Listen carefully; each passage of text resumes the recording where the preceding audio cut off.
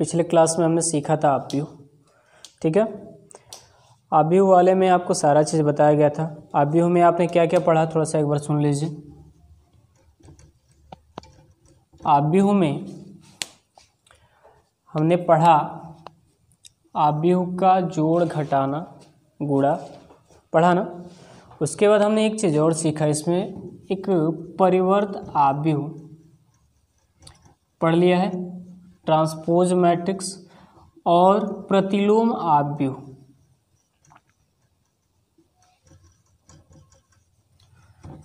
ये भी हमने पढ़ लिया, जोड़ घटाना भी पढ़ा है, ठीक है। आव्यूह जो चैप्टर था उसमें ये बताया गया था, आव्यूह मतलब कहा गया था सीधे सीधे आप ये समझिए अरेंजमेंट, व्यवस्था, ठीक है।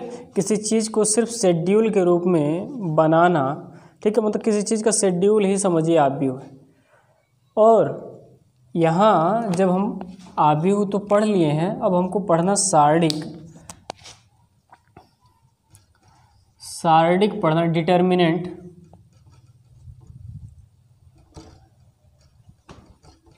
डिटर्मिनेंट और मैट्रिक्स में डिफरेंट, थोड़ा सा ध्यान दीजिए। ये सारणिक भी मैट्रिक्स का ही एक पार्ट। मैट्रिक्स में ध्यान दीजिए, आपने बहुत सारी चीज़ें पढ़ा, कई आर्डर का मैट्रिक्स पढ़ा, कई प्रकार का मैट्रिक्स पढ़ा, वर्ग आव्यूह पढ़ा आपने, क्षैतिज आव्यूह पढ़ा, ठीक है, पंक्ति आव्यूह पढ़ा, फिर स्तंभ आव्यूह पढ़ा, आयताकार आव्यूह पढ़ा, तत्समक आव्यूह पढ़ा ना। ऐसे कई प्रकार के हमने आव्यूह को पढ़ा है। यहाँ उन्हीं आव्यूह को पढ़ना है हमको जो स्क्वायर मैट्रिक्स, जो वर्ग आव्यूह आप पढ़ते थे।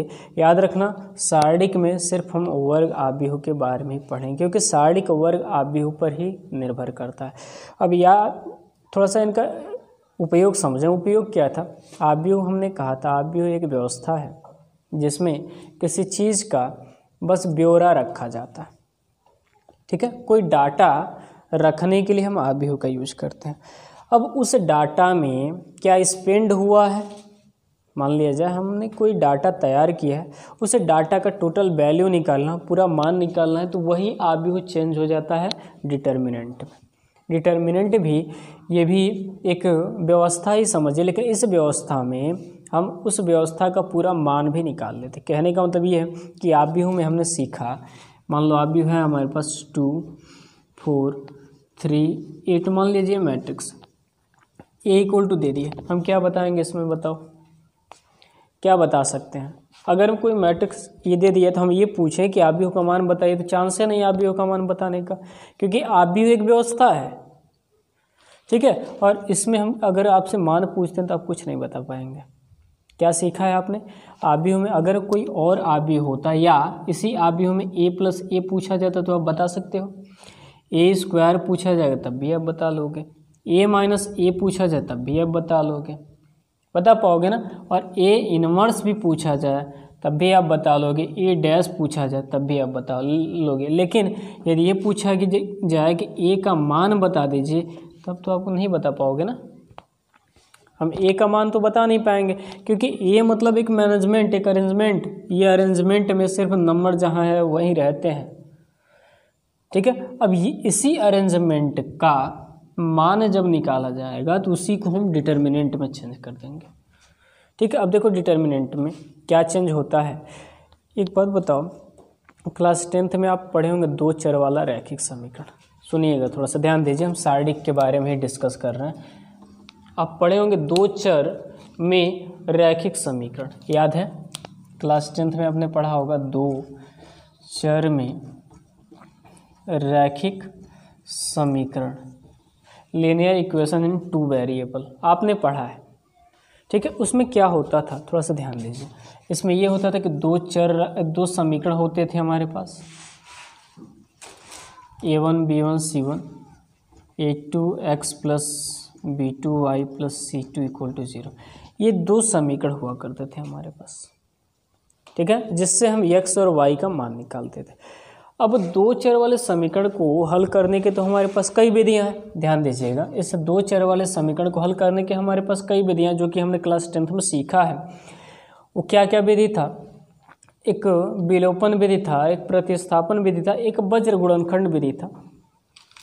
ठीक है, एक वज्र गुणनखंड विधि था जिसको क्रॉस मल्टीप्लिकेशन कहते हैं, एक ग्राफ विधि था। हमने तीनों का दो समीकरण को हल करने की वो विधि सीखा होता है। यहाँ यदि हमारे पास 3 समीकरण हो जाए तो उसका भी मान निकाला जा सकता है। याद रखिएगा, 3 समीकरण निकालने के लिए ऊपर के क्लासों में जो आपने पीछे पढ़ा हुआ है उसमें कोई ऐसा मेथड है नहीं जो इन 3 समीकरण का मान निकालना बता दे।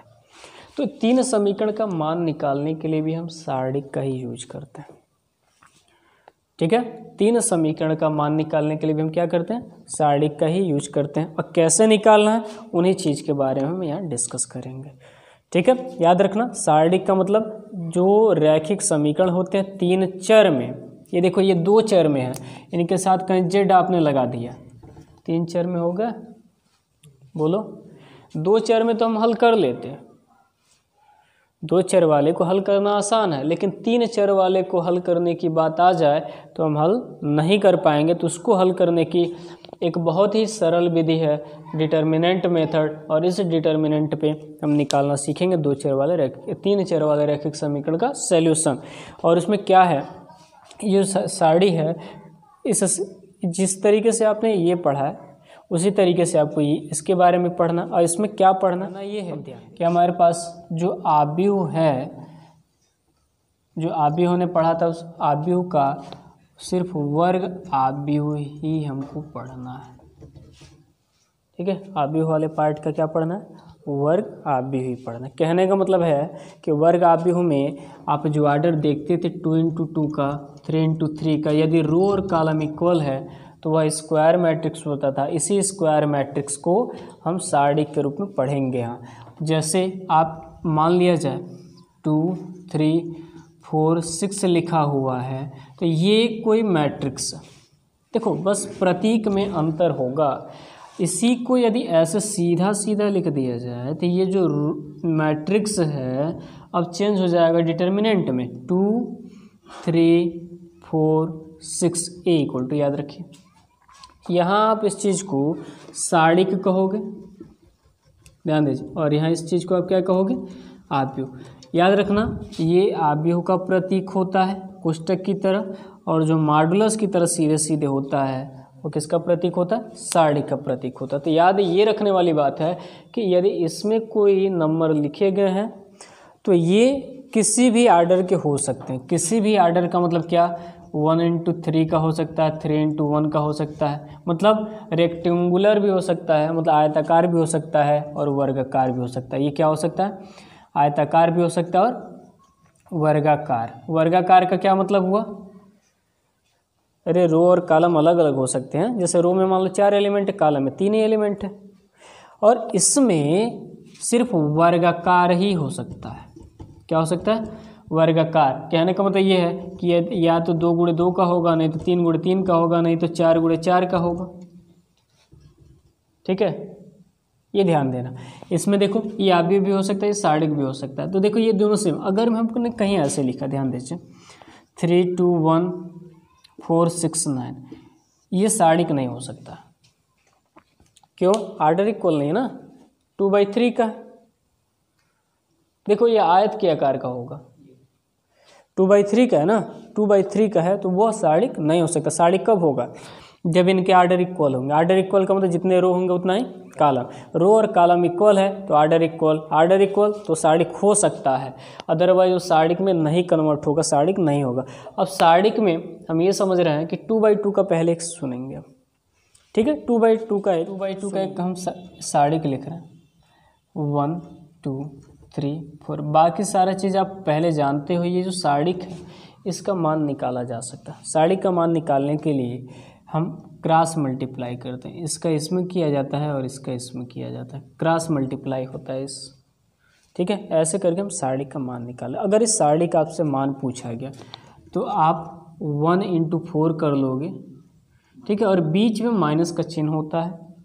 ठीक है, प्लस माइनस ऐसे अल्टरनेट होता जाता है। अभी आगे आप पढ़ोगे तो 1 × 4 बीच में क्या लगाएंगे, माइनस, और 3 × क्या लिखेंगे, 2। ये जो आया 4 - 6 यानी क्या आया, -2। किसका मान है ये? सारणिक ए का। तो ऐसे लिख दोगे, इसका मतलब सारणिक ए का। आव्यूह में आपने ऐसा सीखा था? नहीं सीखा था ना। आव्यूह को हल करते थे तो एक आव्यूह ही आता था, चाहे इनवर्स निकाले थे, परिवर्त निकाले थे, या एडिशन निकाले थे, सब्सट्रैक्शन निकाले थे, या इनटू निकाले थे, सब वही चीज़ आया था। ठीक है। अब इस सारणिक के जैसे ये अवयवे आव्यूह के होते थे, वैसे ही सारणिक के भी अवयवे ही होंगे। सारणिक में मान लो हम 3/3 का एक मैट्रिक्स लिखा हुआ है, सॉरी डिटर्मिनेंट लिखा है, ध्यान दीजिएगा 1 2 3 4 5 6 7 8 9, ये 3/3 का। ठीक है। इसका मान निकालना है। 2/2 का तो हम डायरेक्ट क्रॉस कर दिए थे ना। अगर 3/3 का है तो इसका मान निकालने का हमारे पास बहुत सारी विधियां हो जाएगी। कौन कौन सी विधि हो जाएगी सुनिए। इसमें कितने रो होंगे? 3 रो, ध्यान दीजिएगा। ये पहला रो होगा, ये क्या होगा? दूसरा रो होगा, और ये क्या होगा? तीसरा रो होगा। ऐसे ही इसमें 3 कॉलम होंगे, 3 कॉलम होंगे। इसके मान निकालने की कुल 6 विधि हो गई। 3 रो और 3 कॉलम, ध्यान दीजिएगा। 3 रो और 3 कॉलम, इसलिए उसकी कुल हल करने की कितनी विधि हो जाएगी? 6 विधि हो जाएगी। अब कौन कौन सी विधि है वो सुन लीजिए। हम किसी रो को लेके इनका प्रसार कर सकते हैं, किसी कॉलम को लेके इनका प्रसार कर सकते हैं। किसी रो को लेके कैसे इनका प्रसार किया जाएगा थोड़ा सा सुनिए। तो ये मान लो रो है ना। अगर हम रो 1 को, यदि किसको? रो 1 को लेकर प्रसार किया जाए, ध्यान देना, रो 1 को लेके प्रसार करना है तो रो 1 का पहला एलिमेंट बताइए कितना है? 1 है ना। तो लिखिए 1 और एक सारणिक बनाइए, ध्यान दीजिएगा, एक सारणिक बनाइए। इतना तो समझ रहे हैं? थोड़ा सा केयरफुली समझेंगे। यहाँ मिस्टेक तो सारा मिस्टेक, क्योंकि आगे इनवर्स भी पढ़ना है तो यही प्रोसेस थोड़ा सा लंबा जाता है। अभी बता किसको लेके आप प्रसार करें, ध्यान देते रहिएगा। किसको लिया है आपने?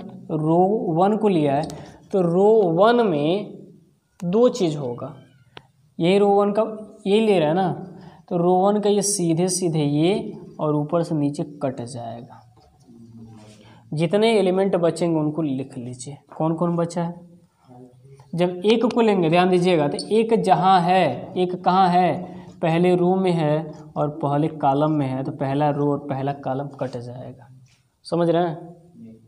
देखिए हमने रो 1 को लेकर प्रसार किया ना, तो रो 1 का कौन सा एलिमेंट लिया है? पहले 1 लिया है। तो 1 कहाँ है? पहले रो में है और पहले कॉलम में, तो पहला रो और पहला कॉलम कट जाएगा। बाकी जो 4 बचेंगे उनको लिखिए 5 6 8 9। बात समझ में आ रहा है? बोलो। फिर बीच में माइनस लगाएंगे, पहला प्लस दूसरा माइनस। अब पहला हो गया, चूँकि हम R1 को ले रहे हैं, 1 को तो हमने ले लिया है। अब चूँकि R1 को लिया है हमने, तो R1 को ही लेना है, 1 ले लिया। अब R1 में दूसरे नंबर पे कौन है? 2 है ना। अब 2 के लिए आप यहाँ सारणिक बनाओगे, ऐसे 2 के लिए एक सारणिक बनाइए। समझ रहे हैं? जब 2 के लिए सारणिक बनाएंगे तो देखेंगे 2 कहाँ है, तो 2 यहाँ है। अब इसका ध्यान दीजिए, रो मतलब कॉलम और रो गायब हो जाएगा। जो 2 जहाँ होगा उसका कॉलम और रो दोनों छोड़ दीजिएगा। देखिए ये गायब हो गया और ये गायब हो गया। क्या क्या बचा है? ध्यान दीजिए, ये गायब हो गया ना। ये 2 कहाँ है? चेक कर लो, यहाँ है 2। तो 2 के नीचे का और 2 के सामने वाले रो, ये देखो ये 2 का रो हो जाएगा, ये 2 का क्या हो जाएगा? कॉलम। तो 2 का रो और कॉलम छोड़ दीजिएगा, जो बचेगा उसको लिखिएगा। तो 2 का रो और कॉलम छोड़ने के बाद हमको मिला 4 7 6 और 9। फिर प्लस, ध्यान दीजिए, पहला प्लस दूसरा माइनस तीसरा प्लस। फिर ये बताओ अब किसको लेना है? 1 तो ले लिया, 2 भी ले लिया, 3 भी ले लिया। अब 3 लेना है, 3 ले लीजिए। जब 3 को लेंगे आप तो 3 देखिए कहाँ है? ये रहा। तो 3 का रो और कॉलम गायब हो जाएगा। 3 का रो और कॉलम गायब हो गया। क्या बचा? 4 7 5 और 8। समझ में आ रही है ये चीज़? अब इसको हल करने का क्या प्रोसेस है? देखें, 1 और इनका तिर्यक गुणा, इसका इसमें और इसका इसमें। ठीक है, कर दीजिए 5 9 45, बीच में माइनस, और 8 6 48, -2, फिर यहाँ भी वही ऐसे तिर्यक गुणा कर दीजिए, 4 9 36 -7 6 42 +3, और इन आपस में इनका इसमें इसका इसमें, 8 चौको 32 और -7 बचे 35। अब देखें क्या आया, तो 1 × -3 आएगा ना, -2 × कितना होगा -6 +3 × -3।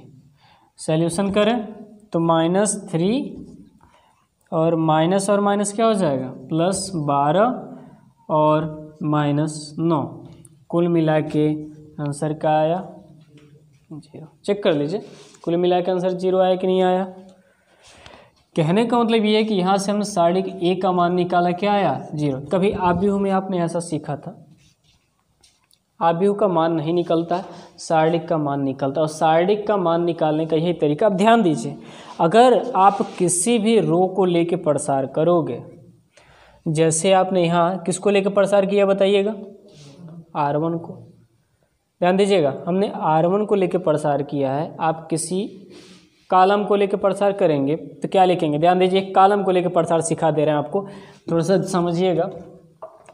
अगर मैं हम कॉलम को लेके प्रसार करें तो बताइए, आप बताइए किस कॉलम को लेके प्रसार करें, बताइए।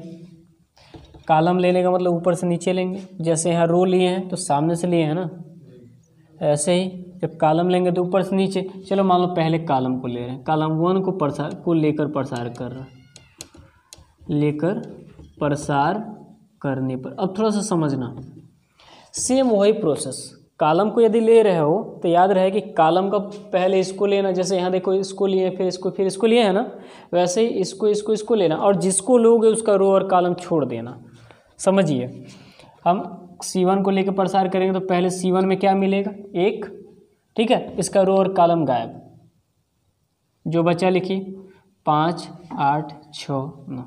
बात समझ में आया। माइनस C1 ले रहे थे ना, तो C1 का ये ले चुके, तो C1 में इसके बाद क्या आएगा 4 को लीजिए, 4 को लेकर प्रसार करें, देखें ये जहाँ है उसका रो और कॉलम गायब हो जाएगा। ध्यान दीजिए, ऐसा समझिएगा, ये इसका कॉलम गायब हो गया और इसका रो गायब हो गया, तो जो बचेगा क्या क्या बचेगा बताइए, ये गायब हो गया और ये गायब हो गया, तो 2 बचा, 8 बचा, 3 बचा और 9 बचा, 2 बच गया, 8 3 और 9। बात समझ में आ रहा है, बोलो।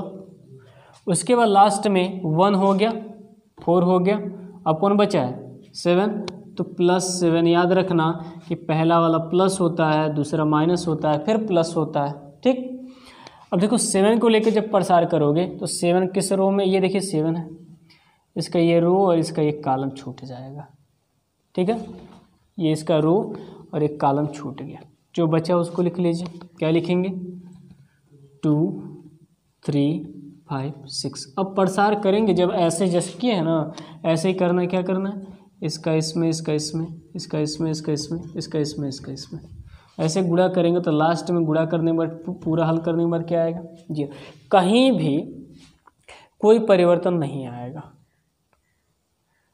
ठीक है। आप देखो किसी रो को लेके, किसी कॉलम को लेके प्रसार किया जा सकता है, कोई भी मान में परिवर्तन नहीं आएगा। आप चेक कर लीजिएगा, हमने मान लो R1 को लिया है, एक बार कॉलम को भी लेके बता दिया। अगर आपको बीच में इच्छा करे कि क्यों ना हम R3 को लेकर प्रसार कर लें, तो वही प्रोसेस, जिसको लेंगे उसके पहले एलिमेंट को लिखना है, फिर दूसरे एलिमेंट को लिखना है, फिर तीसरे को लेना, और ऐसे ही कॉलम और रो गायब करते हैं। जैसे मान लो आपने इसको ले लिया, ध्यान दीजिएगा, अगर मैं कहीं 8 को लेके आपको एक सारणिक तैयार करना है, 8 को लेके, ध्यान दीजिएगा, किसको लेके 8 को लेके, तो 8 का रो और कॉलम छोड़ दीजिएगा, तो देखिए 8 का रो और कॉलम जो छोड़ेंगे ये और ये, तो 2 यहाँ 2 यहाँ बचेगा, उसी को लेके तिर्यक गुणा करके आप निकाल लेंगे। बोलो समझ में आ रहा है, इतना समझ में आ रहा है ना।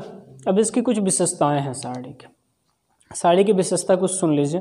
चलिए सुनेंगे सारणिकों के गुण, ठीक है। अब हमको सीखना सारणिकों के गुण। कुछ सारणिकों के गुण यदि आपको याद है ठीक है। तो आपको सारणी को बिना हल किए ही कुछ आंसर आप वैसे ही बता सकते हो, ठीक है।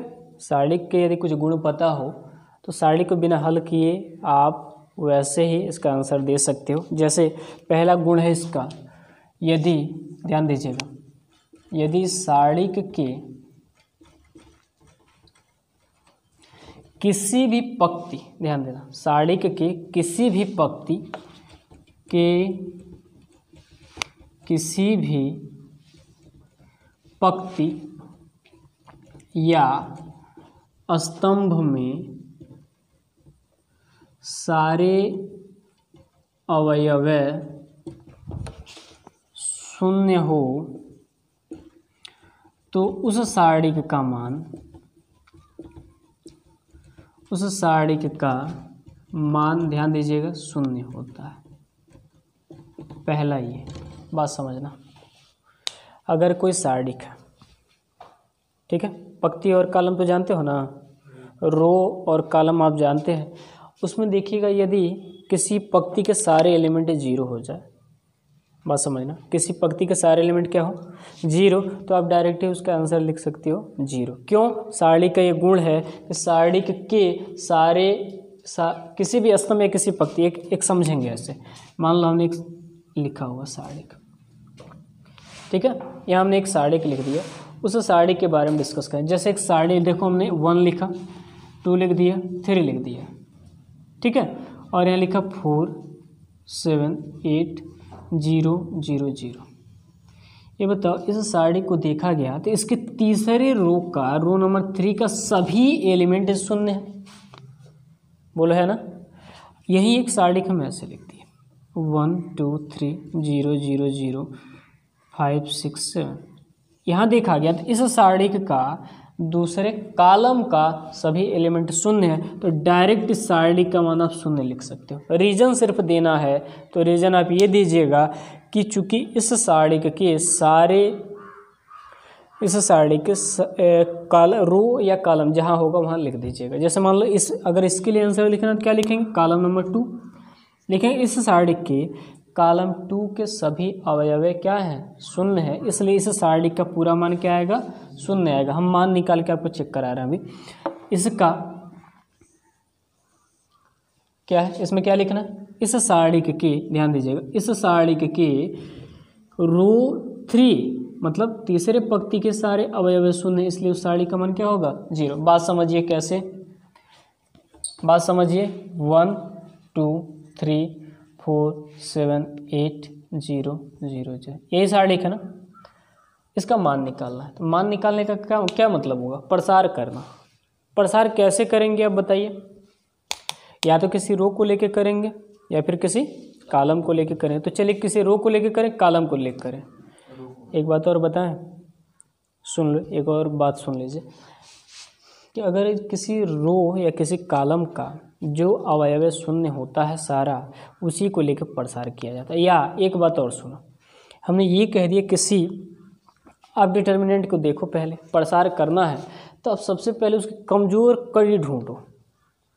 कमज़ोर कड़ी ढूंढने का क्या मतलब है, अगर मैं किसी आव्यूह में, किसी सारणी में, किसी सारणी में किसी भी पंक्ति या किसी भी स्तंभ में, ठीक है, किसी भी पंक्ति या किसी भी स्तंभ में कहीं आपको 0 मिल जाता है तो आप 0 वाले को ही लेके प्रसार करना आसान पड़ेगा। जानते हैं क्यों? क्योंकि 0 के लेके प्रसार करेंगे तो 0 का गुणा करेंगे तो पूरा क्या हो जाएगा, 0, आधा प्रसार कम हो जाएगा। वैसे ही जैसे देखो, इसको लेके यदि प्रसार करना चाहते हो तो ये लिखना पड़ेगा आपको, किसको लेके आप प्रसार करना चाहते हो। तो बताइए किसको लेके प्रसार करें, देखो इसको लेके प्रसार करना आसान पड़ेगा। बात समझना कैसे, अभी तो R1 का बताए थे प्रसार, एक बार R3 का भी प्रसार सुन लीजिए। अब लिखेंगे R3 के अनुदिश प्रसार करने पर, बात समझिएगा, नीला वाला चल रहा है।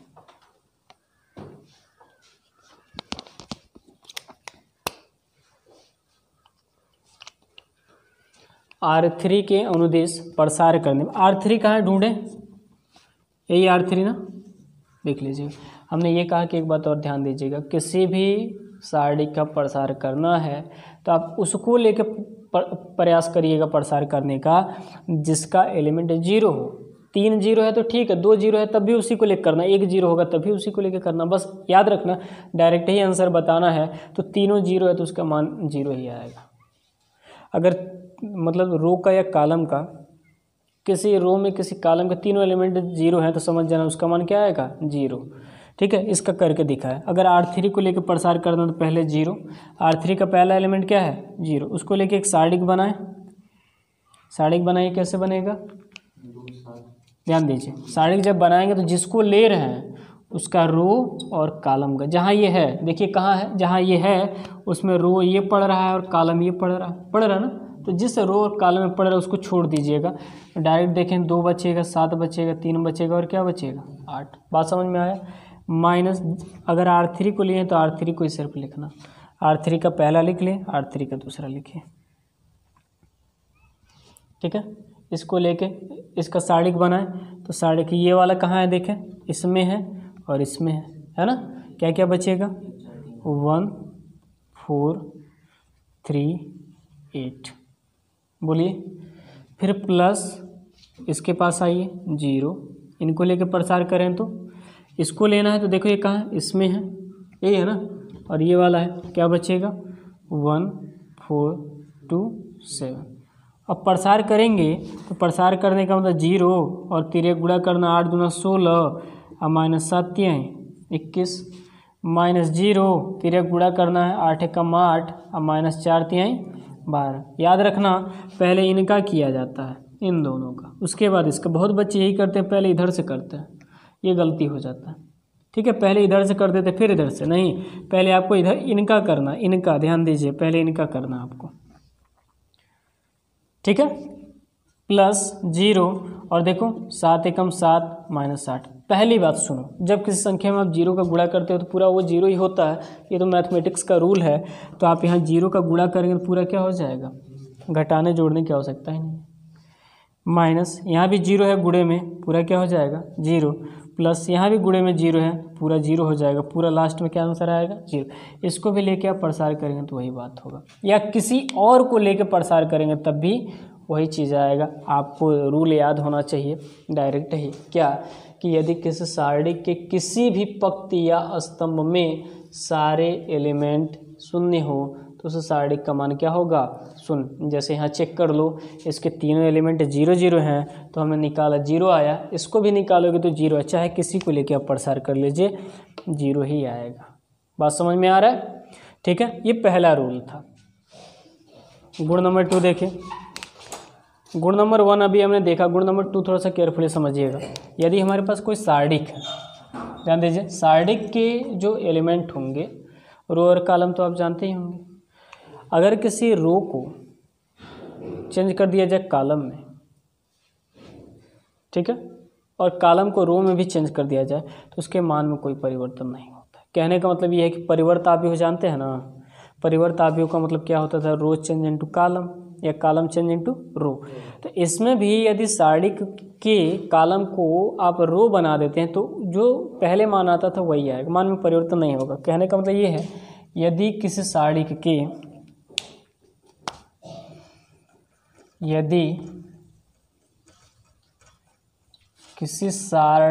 के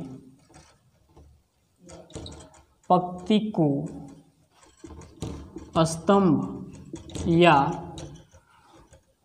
स्तंभ को पंक्ति बना दिया जाए तो उसके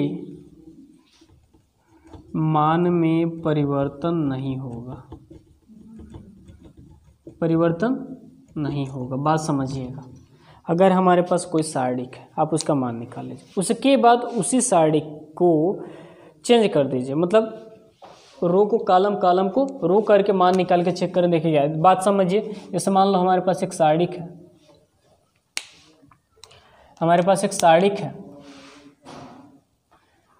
3 4 8 2 1 9 7 5 6, ये कोई सारणिक है।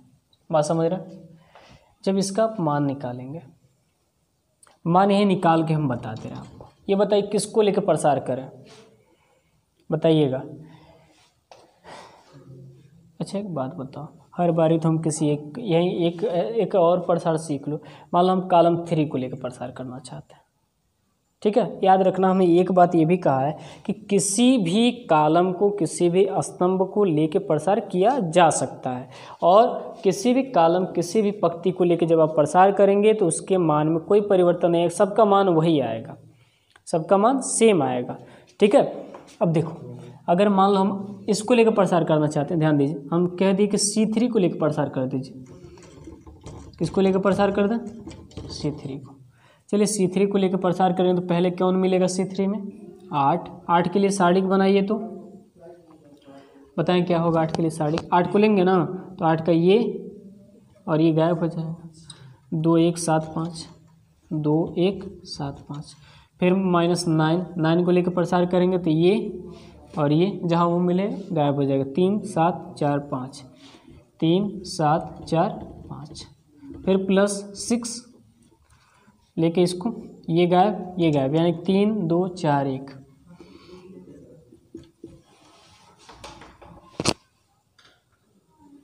ठीक है।